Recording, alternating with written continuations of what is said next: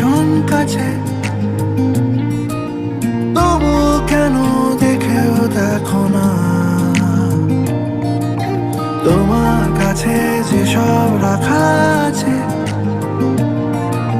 সেসব